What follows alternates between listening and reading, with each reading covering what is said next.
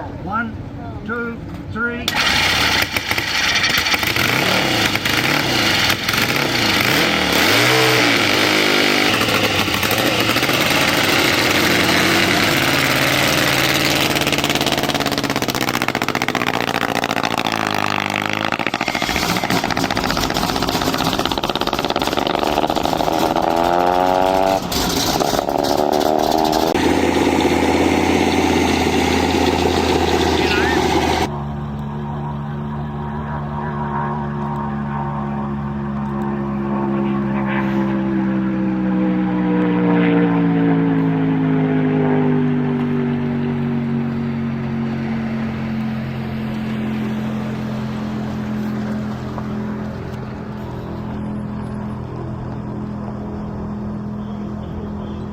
Hey guys, Trevin here, Gearshift Garage, and I'm here with Bill. Tell us a little bit about this place and why you're here and what you do.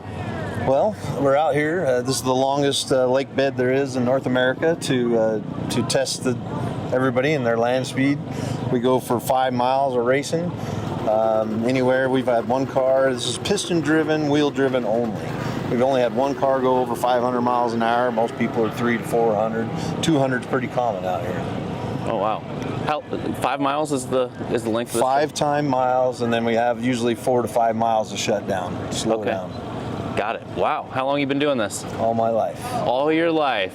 What got you into this? My dad started racing out here when I was about 2, and my first year was about 3 years old, and we lived at the corner in the dump, and we'd drive out here every morning and race. We'd set everything up for about a week, and then as time went on, my dad became in charge of the whole thing, and then when I turned 16, I got the 200 mile an hour club because I was stealing cars. My dad goes, well, let's go racing and get you off the street, you know? Stealing cars. Yeah. Oh man, so what's your role today in this? I'm only the vice president. Only? Yeah. Of what? Of SCTA, Southern California Timing Association. Okay, and what does the Southern California Timing Association do? They conduct land speed racing for North America. Okay, so they cover all of North America. Yeah, so in Southern California we have 11 clubs that really make up the SCTA. So all the clubs compete at a lake bed, at El Mirage Lake Bed in Southern California, and anybody that's in a club can race their car, and everybody races for points. And if you set a record, you get like 225 points, and then you get 1 point for every mile over the record you go. And then we race there 6 times a year, and then the person with the most points gets a participation trophy. No, not really. It's everybody's like says, all right, you got a bike here. Yeah, right? Yeah. Got it. And what, I guess for people that don't know, what kinds of things can race out here? What kind of classes are there, and what does that look like? Do you have to have a race car, and does it cost you a ton of money to get into this? You can race a motorcycle, a race car. Everything is home built. Everybody builds these in their garages. There's no corporate companies out here like Ford or Chevy or any of that racing. This is pretty much just all people. It started back in 1938. They started racing at Harper Lake Bed and Muroc and stuff like that. Then the war came along and everybody went to war. The wives stayed home, and a few of them kept the racing association going. So when the war was over, they came back and all started racing again. We got a lot smarter. People got a lot smarter from the war. They figured out aerodynamics, they figured out horsepower and torque and everything, converting everything to this. And land speed racing was kind of started off NHRA, drag racing, and everything stemmed from land speed racing. Oh, interesting. Yeah. Got it. So Did I just miss the question altogether? No, that's great. No, but if a guy wanted to come down here and has a $500 Toyota pickup, could he run that down this track? We have pretty strict safety requirements. Okay. So we have a book, it's $10. You get our book, it's the Bible for us. It has all the classes you can race in it, which are hundreds of classes, if not more. And motorcycle classes especially, that's probably the cheapest way to go, because you just get a set of leathers, a race helmet, gloves, boots, and you can set your bike up to go. That's the cheapest way to race here. I mean, there's guys that come out at a meet and then they're at the next meet, join the club, racing. Oh, wow. If you want to race a car, it's a little more harder. You need a head and neck restraint. You need a fire suit. Those are all costly things. You need fire bottles in the car. Like it's got to be 11 pounds of fire system or more. The roll cage has got to be 1 5/8" or bigger. 120 wall. So there's a lot of requirements. Land speed tires are expensive. Like H-rated tires come on some production vehicles, but we have tires that are rated for 350 to 400 miles an hour. Wow. And they're about $800 a piece. So depends how fast you want to go. Depends how expensive it's going to be. Right. Well, I appreciate you taking the time and telling us about this place. Yeah, my pleasure. And I'm excited. We're going to go watch some races today. Cool. Awesome. Well, thank you. Thank you. Have fun. Good luck. Thanks.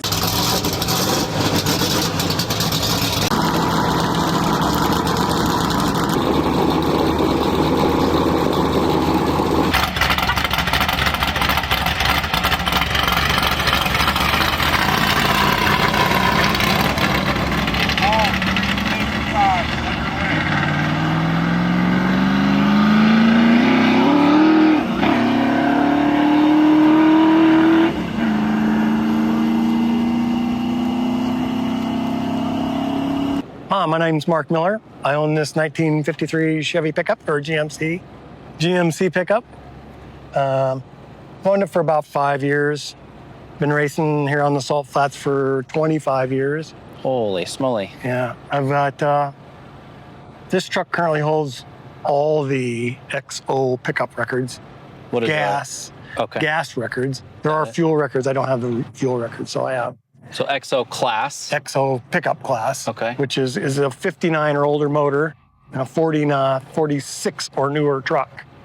So I have, it's with the XO production pickup, XO modified pickup, XXO modified pickup, XO blown modified pickup, Holy and smoly. XXO blown modified pickup record. Sheesh. And today, we just qualified on one of my old records. We just went 8 miles an hour faster than my existing record. So tomorrow we hope to back that up. And So tell us how that works. So you set a record where... I set a record here at Speed Week, which was a month ago, month and a half. And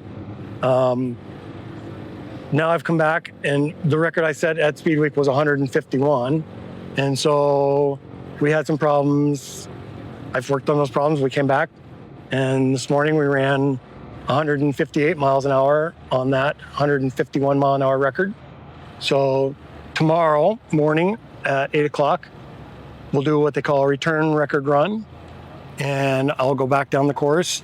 And if my two combined speeds exceed the existing 151 mile an hour record, when they're added together and divided by 2, then I will have a new record, hopefully over 151 miles an hour. That's awesome. Yeah. So, so right now you can't do anything with the truck. It's in this. No, once we get to impound, you can work on it for 4 hours. You can do as much work as you can in 4 hours. Okay. But other than that, then you're done. I mean, it's not like you can change the engine or do anything like that. So once it's in impound, it stays overnight, and then tomorrow. Tomorrow morning, we can take it out of impound. But for like tonight, it has to stay here so that we can't touch it. They check the fuel to make sure they seal the fuel tank so that we can't put any oxygen generating fuel in it or something like that gives you more horsepower. So everybody's on the same playing field. If that seal on the gas tank's broke, then the record is nullified. You have to start all over again. Okay. So got it. And it is surprisingly stock. yes. I thought for sure that this thing would look way more modified than it does, but it... Yeah. Well, the way the classes are, this motor can't be bigger than 325 cubic inches. I said pretty much anything goes on the motor. So how big is the engine? This motor is only 306 cubic inches. 306 cubic inches? Yeah. And how much power are you putting out of this thing? This thing makes 625 horsepower Holy cow. on 10 pounds of boost and gasoline, racing fuel, Holy 112 smokes. octane. Modern stuff is easy to make go fast.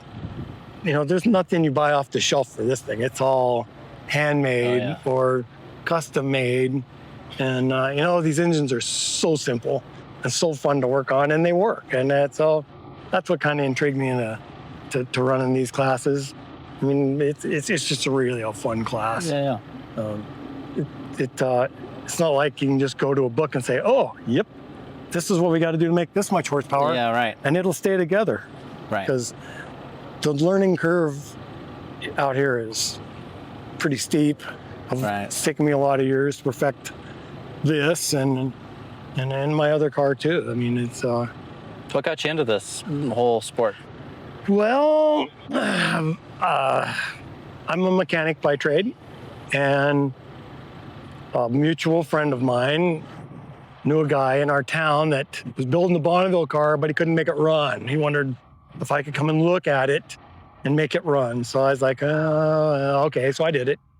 And I went over there and I made it run. And he says, you ought to come to Bonneville. And I was like, oh, okay. So I came for 2 years and pitted on his crew. And then one day he says, suit up. He says, I'm gonna let you drive this thing for all the help that you've done for me. I was like, wow, really? Okay.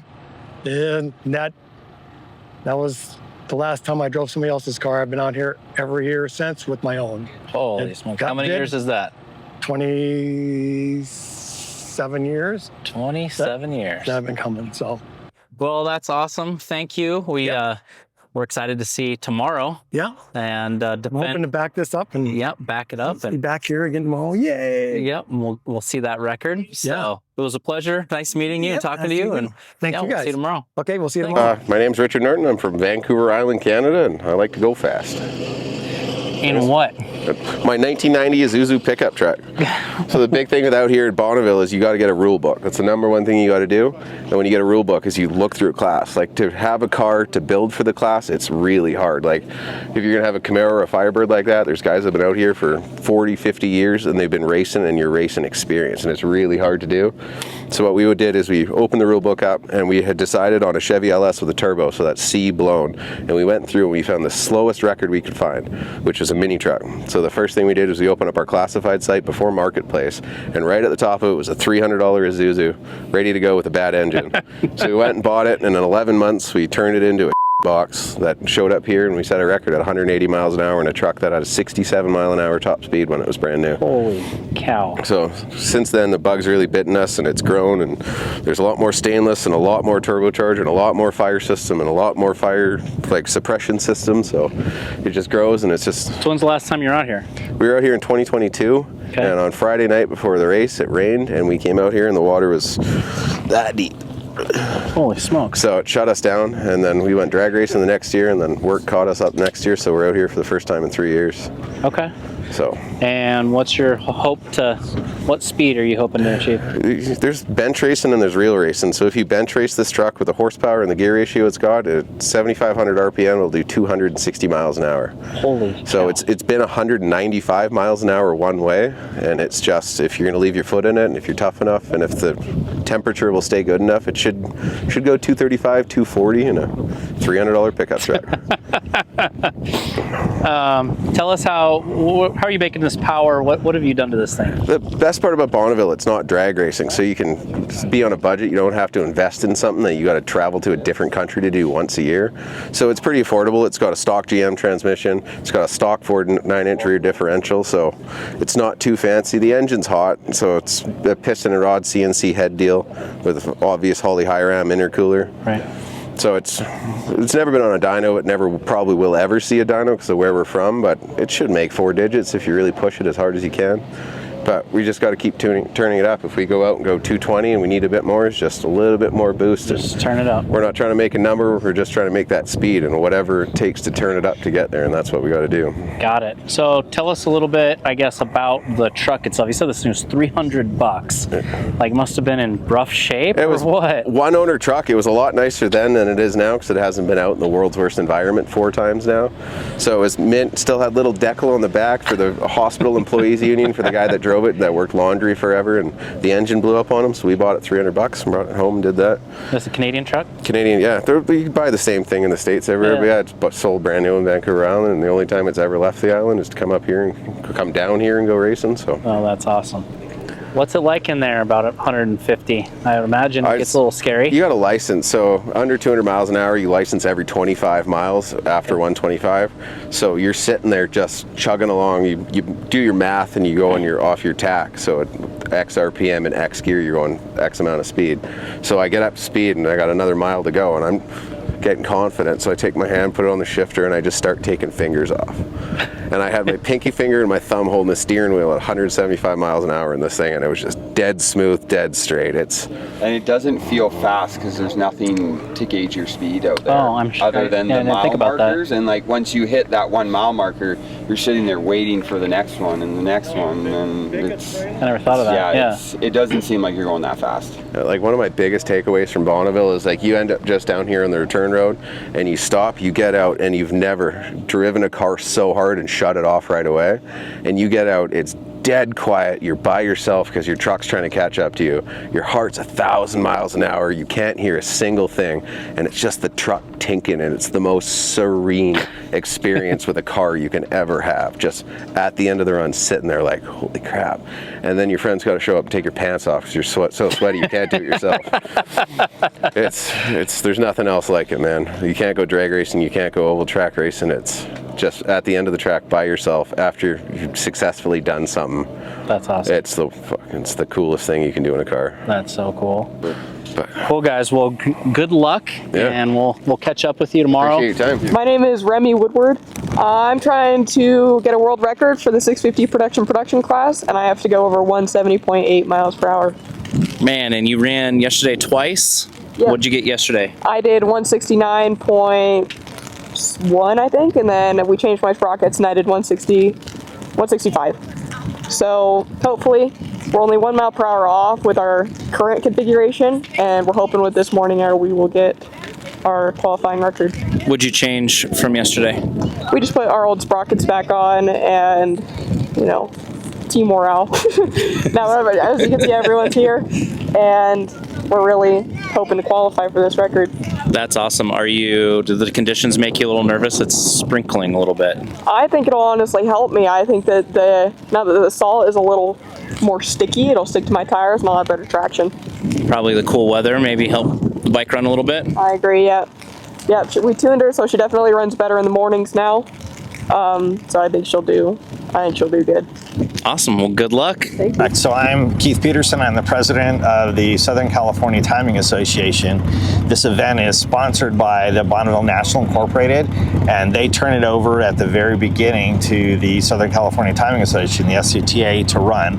Because I'm the president, I'm also now the race director for this event. Okay, got it. Well, what does that include? What does that mean? Being the race director means, you're overall you're responsible for lots of things, but there's lots of people here that have been volunteering for a long period of time that know exactly what to do. So there's not a lot of teaching or coaching or interaction, but it does mean that if there's any incidents or discrepancies, or if stuff starts falling out of the sky and we have to make a decision whether we want to continue racing for the moment or not, that falls onto the race director to do that. So it's more of those types of things that happen.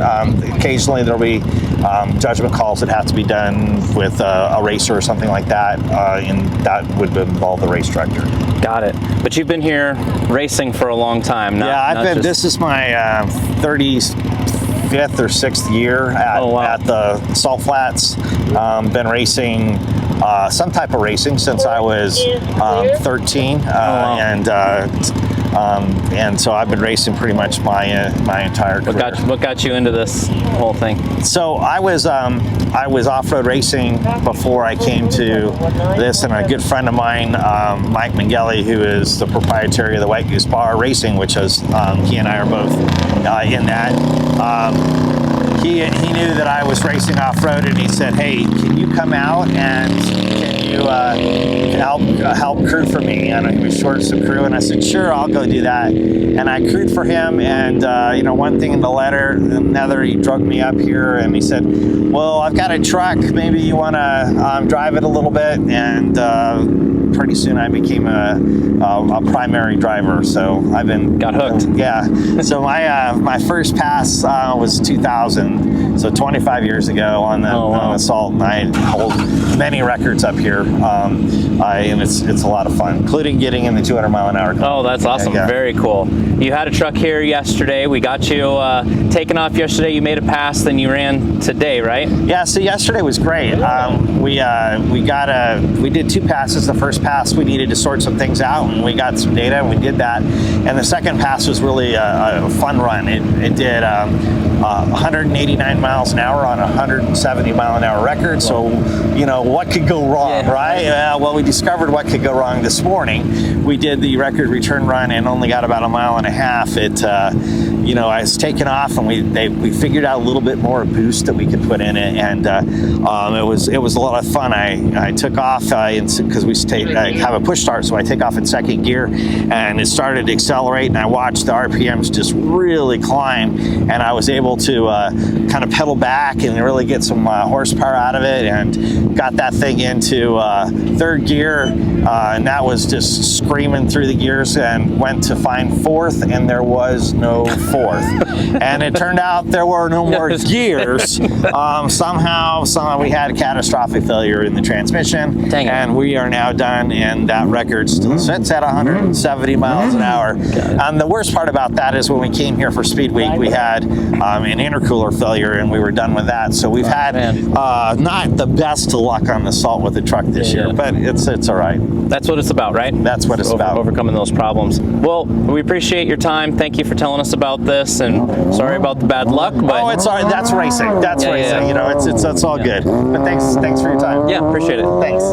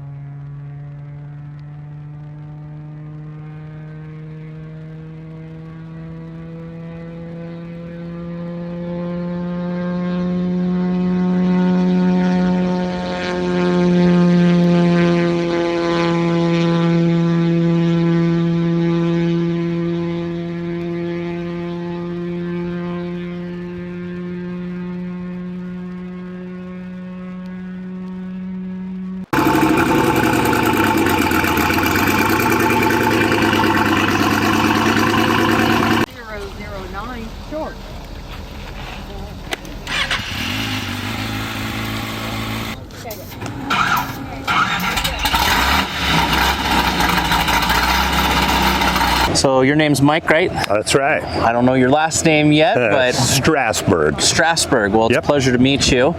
We saw this thing go down the track yesterday, partway down the track, and then something happened.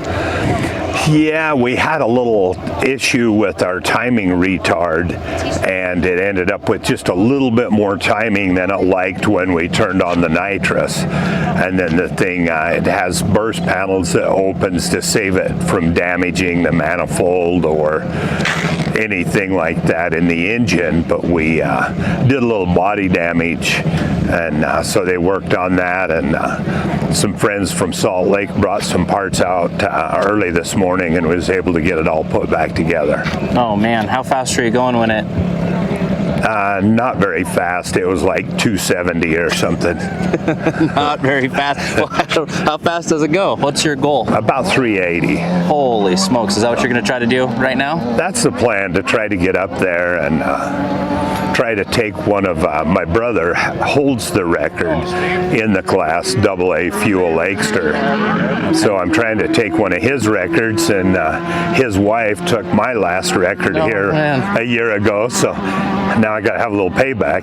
Yeah, right? Oh, yeah. Holy smokes. So you guys worked all night. I heard you replaced the rods. Yeah, they pulled them out, and I don't know that they were really bad, but a lot of times it's easier to just change everything and sort it out when we get home rather than spend a lot of time.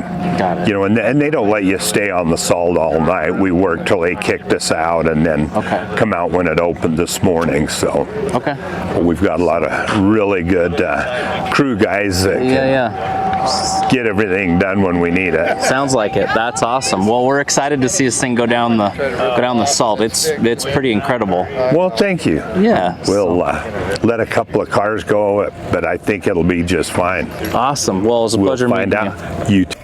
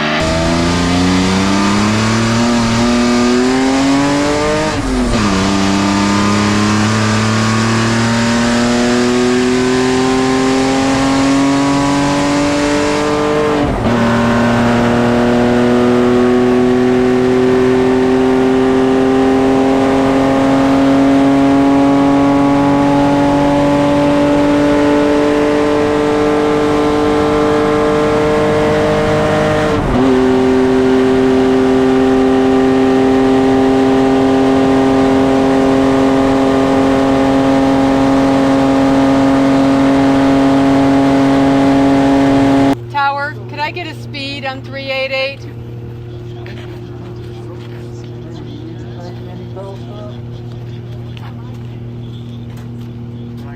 He's at the 158.333 at the 3, but he qualified for a record at 2 and 3. Oh, cool. So he did it. Yay. Congratulations. Awesome. Yeah. There you go.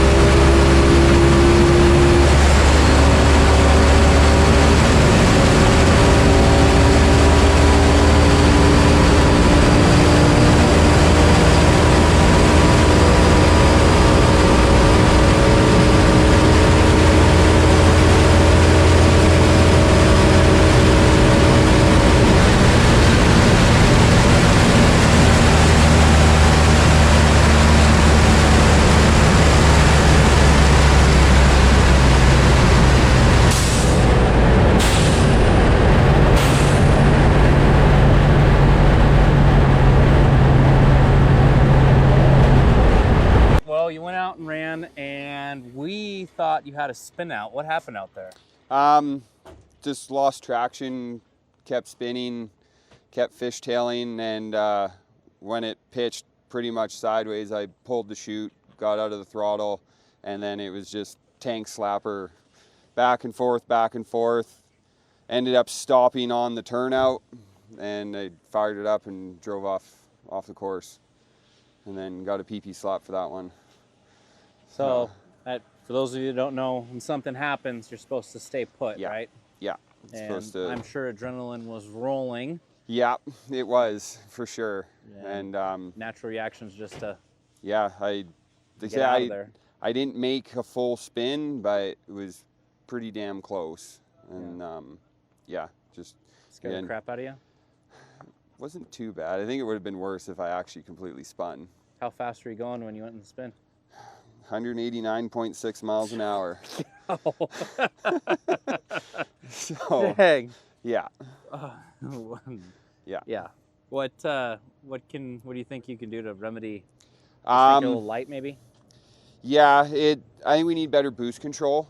Because just rolling into the throttle, like it just boost spike blew the tires. I got out of it, and I just kept pedaling it, and it just kept spinning. So once I got 90 degrees, I had to pull the chute. Holy smokes! Couldn't recover from that because I was 190 at the 2 1/4, and then I was already spinning and getting loose, and then 188 through the 3 mile, 189 through the 4s when I holy cow, man, pulled out of it. Dang. So I tried, but just wasn't there. You gonna get back in it, or are you gonna? Yeah, we're gonna let our buddy here, Jeff, get his rookie run, and then we'll see what the time is like, and we'll go back out and try it again, and then try to break that 200. So close, man. So Gotta close. Get it there. All right. Well, good luck out there. Thank you. Yep. All right. Catching you really quick before you go home. Yep. You set a record today. How fast did you go? I went 159.5 something. I can't remember exactly. But That's anyway. awesome. And, yep. Nice meeting all you guys. And so I went 157 yesterday, and so I ended up with a record of 158 miles an hour. That's awesome. Yeah. And tell us Well, how lucky you got. I've been having a lot of trouble with my supercharger belt coming off, and there's only this much of the belt left on there, but it stayed on. But it made it? A little bit's better than none, so it made it all the way, and we got a record, so. That's awesome. Well, it's been a ton of fun watching you out here this weekend, and we look forward to seeing you. Oh yeah. Seeing you again, staying in touch. Yep. So. We'll definitely see you, and I'm waiting to see your car next year. Oh yeah, we'll do something. Heck yeah, for sure. Well, thanks again. Okay. Appreciate it. Thank you guys. All right, guys. Well, what happened today? Did you make 200?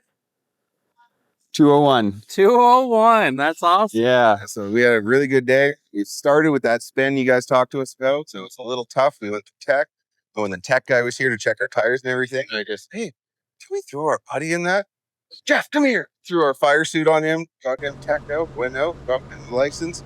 He went out, he went 200, but we had an interesting day. We had a fun day. We got to exercise. That's awesome. It's awesome. Yeah. So you're in the 200 mile an hour club? Yeah.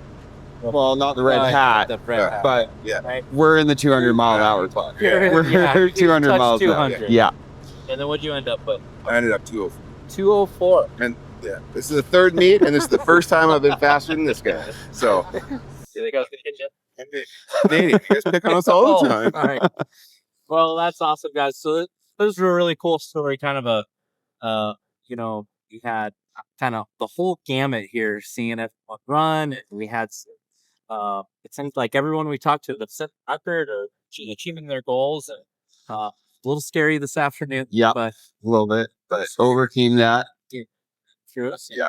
That's awesome. Working away, making progress, not getting backwards. That's the biggest thing. Yeah. What's kind of the next change you think needs to be made? Or Make it low, make it fast. So, And it adds weight. yeah. Yeah, we're going to throw it on some scales and know how to add much weight to it. Gotcha. Yeah. A little lower. Oh, it was lower. Put it up. Put that down. Down? Yeah. How about power wise? I feel good on power. I think you lots of dollars. So, more weight, more traction, more dollars. That's awesome. So we'll see you next year. Absolutely. Be here. All right. Well, pleasure, guys. Thank you. Yeah. Thank you. Gotti. Yeah. Yeah. Thank you.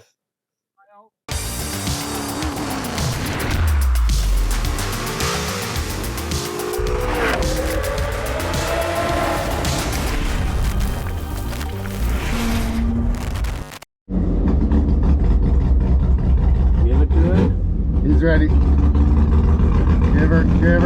Give her.